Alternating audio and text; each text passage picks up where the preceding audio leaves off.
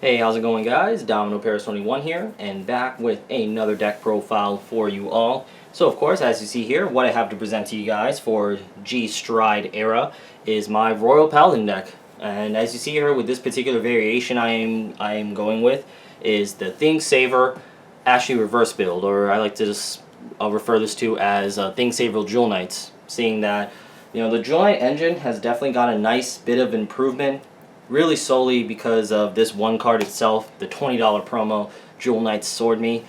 Just because Swordmy just brings what Royal Paladin really would wanted for a while, which is just a nice, easy, efficient way to build a board and establish field presence for a very low cost, which Swordmy was it.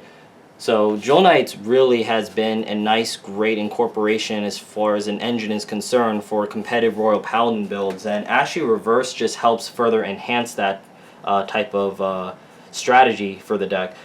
So I tried different variations for Royal Paladins. Incorporation with Thing Saver. I did stuck to a secret deck that I actually had a little while back. I never showcased to you guys just because I got the secret deck kind of late, and all secret decks were kind of the same anyway. But I try to still incorporate secrets for it. But then I switched into Thing Saver Alt Mile, which, if you guys are familiar with David Avine Vanguard, me and him actually share practically the same build at the time, with the one that he has on his channel.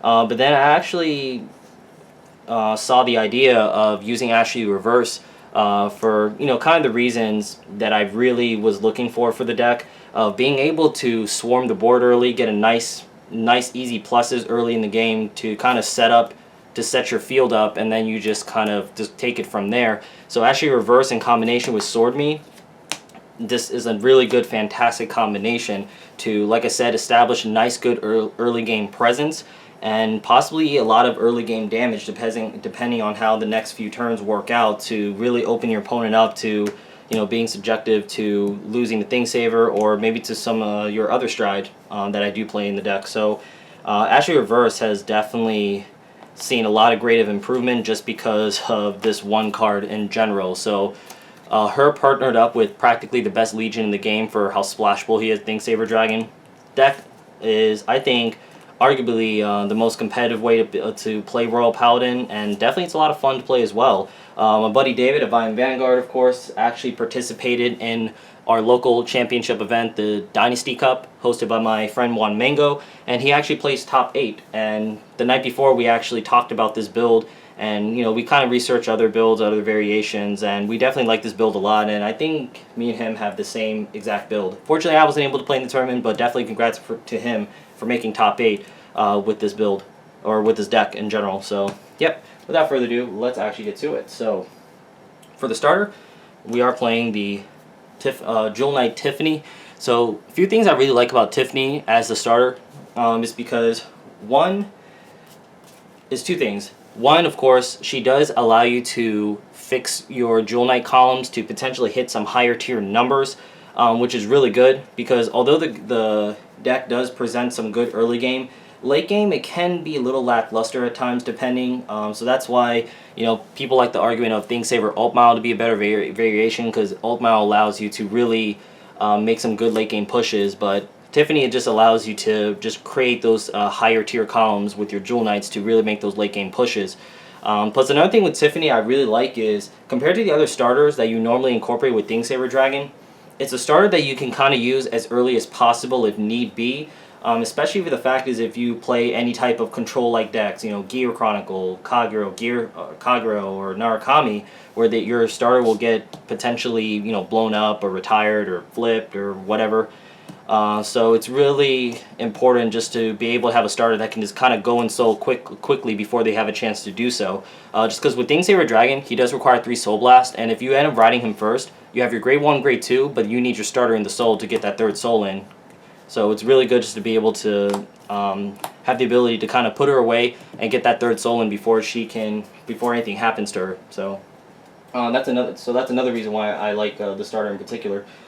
Now, moving on to the Grade 3s, of course, as you should probably know, for Ashley Reverse, one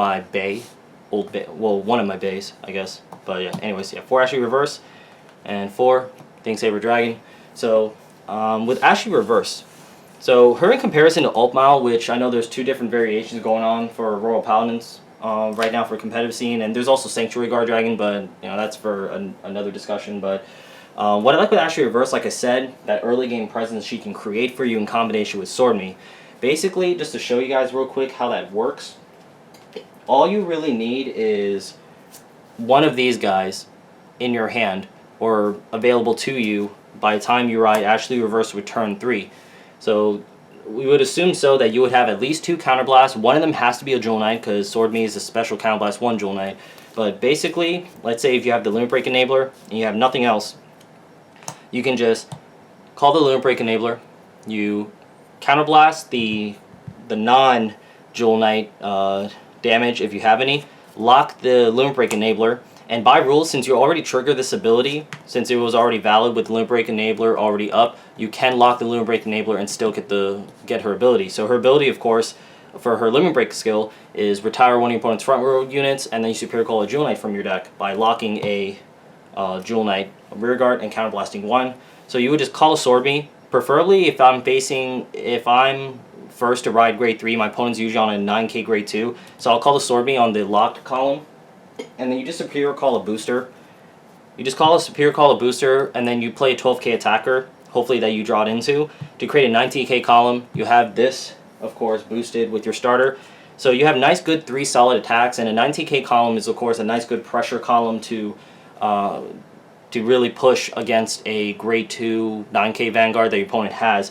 So it's really good early game presence that you have. Plus another thing too is that, you know, it allows you to have plays for yourself if your opponent wants to play that chicken game with you that a lot of people like to do now, especially with strides, you know, where people kind of gray lock themselves at 2 for 1 turn to keep you from striding. So that's another thing I really like, because I found a lot of my opponents doing that, but then they end up getting punished for that because I'm still able to get my plays off anyway, and that's probably what I was going to plan to do anyway instead of striding first. So that's one thing I really liked about Ashley Reverse and what she provides for me for the deck. So just being able to open up like that has definitely led me to a lot of success in my games from the tournaments I've been playing with this deck. So yes, she's definitely one of my favorite cards in the game, just for one of those reasons. And I don't know, she's really fun to use too. I don't know, I just like her a lot. And then of course you have your 4 Thingsaber Dragons. Like I mentioned, Thingsaber Dragon is arguably the best Legion in the game, just because, you know, he's just very splashable and he's a restander. I mean, what more can you say about it? There's nothing more to him than that. Now moving on to grade 2s. Since we are primarily running like a Jewel Knight engine, we are running your 4 12k attackers, so very important just in the early game, just to set up that ideal board that I just showed to you guys. Definitely want to run 4 of those. And also it's really important just because it makes for a 19k column with your 7k booster, so you can give it +3 for your starter, so you can potentially have 2 columns of these. So you pump them up by +3 and you can create those higher tier 22k columns to make that final push. So definitely it's important to run 4 for that reason. Then you have your 4 Swordmys. I mean, I already emphasized enough to you guys already how good he is for Royal Paladins. So definitely like him, as I definitely think he's a must as a 4 of. And then your 3 Blast Blade Seekers. Just because, well, he's the mate for Thingsaber Dragon, and I don't want to like ride him, damage check 1, and then, you know, be screwed not being able to Legion, which is why I played 3rd for my paranoia. Also, the other grade 2s I was trying to incorporate, like I was still trying to play Twin Sword in the deck because I really like Twin Sword, but I felt like he didn't fit for this build. So Twin Sword really works in other builds, but for this particular build, you just want to really stick to Jewel Knights for the consistency's sake. And, you know, Twin Sword is kind of a little bit more of a luxury in this deck than I anticipated when I was testing it out. So that's why I don't play him in this build. Then grade 1s, of course, you got to run your 4 Stride Enablers. I really want to get these all like hollowed and signed eventually, but it's a slow process. They're really hard to find in my area. Your 4 Unflipper Perfect Guards, damage Unflipper Perfect Guards, that is. I was actually looking at incorporating Jewel Knight Perfect Guards, just because it's more Jewel Knight targets for my damage zone for Swordmy, and you know, if you face Cross and Laurel or all those decks that people seem to fear attacking their rear guards, but The Unflipper I just find too crucial for this deck for how tight Counterblast is, and you know, if my opponent's able to restand with the Laurel attacking my rearguard, if I have a low damage count, then that's fine. I'll let it hit, I'll let them get some cards, and I only have to deal with one more attack from the Vanguard, which I'll no guard. And although, yes, they're building a pretty good hand size from the extra triple drive check, if everything goes well as designed for your deck, you're going to be able to push them pretty aggressively that, you know, their hand's going to be gone pretty quickly. And then, in which I am speaking from experience from a few Deep Police players I've actually tried this deck against. So I think the Unflipper Perfect Guards are really crucial for this deck. Like I said, just the Count Blasting is way too tight in this deck, which is very essential. And plus another thing too, which sometimes it will happen where your damage zone only has maybe like one Jewel Knight in it. So then, you know, being able to recycle that one Jewel Knight card in your damage zone to keep using Swordmy can definitely come in clutch for you, which it has. Then next, you have your 3 Limit Break Enablers. I think 3 is fine, just because if you can open this or Swordmy, because Swordmy can easily search this out, it pretty much gives you 7 targets to get to your Limit Break Enabler. So I think 3 is fine, and also my Great Ones are a little tight right now for space also, so I had to make some room. And then I have 2 Shellys. They are 10k attackers if you have 3 other Jewel Knights. And as my one techie Jewel Knight in the deck, you have Jewel Knight Cymbalin. I don't know, I'm really bad with names, guys, as always. But yeah, he's a really amazing card for this deck. So basically, when he's placed on rearguard, if you have 3 or more Jewel Knights, Jewel Knight rearguards, you rest him and give a Jewel Knight plus 10. So like my favorite play probably that I really like doing is if I'm striding with like Saint Blow Dragon, I usually will like shove my starter in the soul, give like 2 columns plus 3 to make them like 22,000, and then. Or I can just, you know, just use her, put the start in soul, fix one of my columns to hit higher tier numbers, and then I'll like call a Swordmy, put this behind the Vanguard, and since the Stride Vanguard is already hitting for a really premium number, I don't need to boost it, so I'll just rest it behind the Vanguard and then give like another column plus 10. So I create 2 premium columns and further enhance even 1 column just with this 1 card alone. So it helps bring up some extra plays. I find the 1 be okay just because I don't usually always go for that, but it's just nice to have access to that kind of play, so it gives you more value out of your Swordmies. Plus, also at the same time, if you have a Swordmy in hand and you lead with Thingsaver and this is your drop zone, then, well, you can recycle the play that way as well, which is more reason why I only run 1. So yes, that is my 1s. And just get the triggers out of the way real quick. 8 crit. Jewel Knights, of course. 4 draw. I definitely stick to Margles. It's because Margles are still too good, especially with Thingsaver. So definitely don't want to change that. And yes, I know 2 of them are hollow, 2 of them are common. I know. I'm working on it, guys. And then 4 Jewel Knight heals. So 8 crit, 4 draw, 4 heal. Pretty simple. And making sure I don't forget this time, because I know I have a bad habit of doing that lately. My Stride deck. So my Stride deck. Set on one of my cards, sorry. So I am running the 2 Blade coming straight out of the trial deck. Really amazing card to use in combination with Swordmy because it creates a like nice early game pressure with it, because I always find my opponents like immediately perfect guarding him. You know, on my first stride, if I first stride and just attack, if my opponent's at like, even if my opponent's at like a low damage count like 2 or 3, they really don't want this to hit because they know how it's able to on hit use Superior Call a Grade 2 Paladin, which I'm usually always going to go for a Swordmy, and then so it gives me a nice +2 on hit. So it's a nice easy bait for a perfect guard from your opponent, or if your opponent doesn't have one, I either bleed out extra cards from my opponent or they let me get a +2 off Swordmy. So really amazing card for that main reason. And it's just really good setup. I mean, it's just a really good card in general. The next you have the big dude himself, Saint Blow Dragon. So Saint Blow Dragon I pretty much put in the same league as Ragnarok because, you know, it's either you perfect guard, bleed a lot of cards from your hand, or you just straight up, you know, just get killed by this card. So yeah, it's a really amazing card. Because I actually don't know what he does is, as an act ability, you Persona Flip, which you just take a copy of himself from the G zone and flip him face up. If you have 2 more, he gets +3,000 for every rear guard that you have at the time you do this, and then he gets 1 crit if you have 2 rear guards and you have 2 face up units in your G zone. So he's kind of like a. I don't actually find myself using him that much just because a lot of times I don't focus on strides. If I'm able to open with Ashley Reverse like how I explained earlier, I usually can, if I'm able to follow with Thingsaver afterwards, that's usually enough to close out the game for me. So I don't really focus on Stride if I'm able to open up that way. But St. Blow Dragon's still a really fantastic card. And I really like the artwork on this guy. Looks really cool. And next, you have your Rain Elemental Madu coming straight out of Fighters Collection 2015. So this card is really good just to recycle some of your grade 3s you may want, like if you want to be able to pick up a Thingsaver Dragon from your drop zone to read Legion. But in terms of the wording, you know, what it does is, excuse me, sorry guys, it's like kind of a new card, so I just want to make sure I get the wording correct. So when this unit is placed on Vanguard Circle, if you have a heart card with the original 10,000 or less power, choose a grade 3 from your drop zone, put it into your hand. So the way it works is, if you are already in Legion with Thingsaver Dragon, if you stride over this, one thing to remember is with your Legion, your mate and the main card are both count as like one card. You know, one card for Vanguard. But of course the heart will be still count as the 11k in terms of the boost, because you're still going to choose the 11k to be boost to still add up with your stride base power.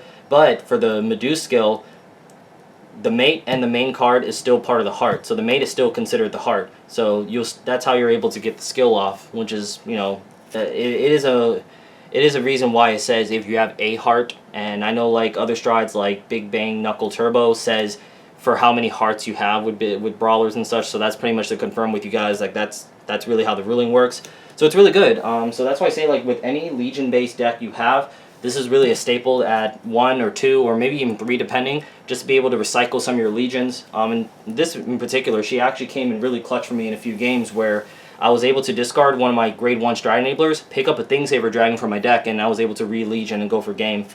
So really amazing card to have in your Stride deck. And then last, I think it's a fairly underrated card for Royal Paladins, but one Samuel. So Samuel is really here as a one-of because you don't really want to use him more than once just because his counter bias is very hefty. But what he does is, when he attacks, if you have 5 rear or more rear guards, I don't know how you have more rear guards than that, but if you have 5 rear guards, your opponent has to take 1 damage. Your opponent takes 1 damage and resolve triggers as normal, so it's like a drag ruler-esque in a sense. But pretty much the idea is, one thing I like about him, of course, is that you can use him first on your first stride. So there's really no setup for him as far as your strides are concerned. So if I'm able to open up with Ashley Reverse with that like board setup turn 3 like I mentioned, I'll just go for that, get some early damage in. And if I'm able to put my opponent like 4 damage, then I'll just immediately stride into this guy and then fix my columns to hit high turn numbers and just make a push at my opponent. A lot of times he was able to do just that for me. And in a lot of cases, I do find him better than Saint Blow, but mainly into situation if your opponent's at 3 damage, because the main difference that you're looking at in that scenario is, if your opponent's at 3 damage, obviously, you know, they're gonna block Saint Blow because they're afraid of a critical trigger, and if they have a perfect guard, they're gonna immediately perfect guard. It's kind of the same thing with Samuel if your opponent's at 3 damage, because you're gonna put them immediately to 4, and obviously if he's boosted, he's still hitting, you know, 33, not as big a number as Saint Blow could potentially hit, which is like 48, but it's still a premium number that calls for a perfect guard. So it's the same idea, and your opponent's going to still perfect guard it and guard it, because if they're at 4 damage, they're still scared of a critical trigger the same as the Saint Blow. But the difference is, though, now your opponent has to worry about your rear guards, because if you drive check a critical trigger and they're blocking around your Vanguard around that, now they're threatened by your rear guard with a crit because they're at 4 damage. So, you know, that's why in some situations I do find Samuel better than Saint Blow, but in general, you know, Saint Blow is the more powerful card. But Samuel, like I said, it's pretty underrated just for how versatile, for what he could present to the deck, depending on the situation that you're in. But yeah, so there you have it, guys. It's a pretty simple deck, but definitely a lot of fun to play. And, you know, I think it's really good. And I know Sanctuary Guard Dragon, like Sanctuary Guard variants for Royal Paladins is getting pretty popular. I personally haven't looked into it myself, but I'm really liking this deck, and I personally find this to be the best way to play Royal Paladin. But hey, to each his own, and this is really the best for me. So other than that, guys, as always, thank you guys so much for watching. Don't forget to leave a thumbs up for this video if you haven't already, and definitely subscribe to my channel if you haven't. Other than that, guys, thank you guys again, and I'll see you guys later.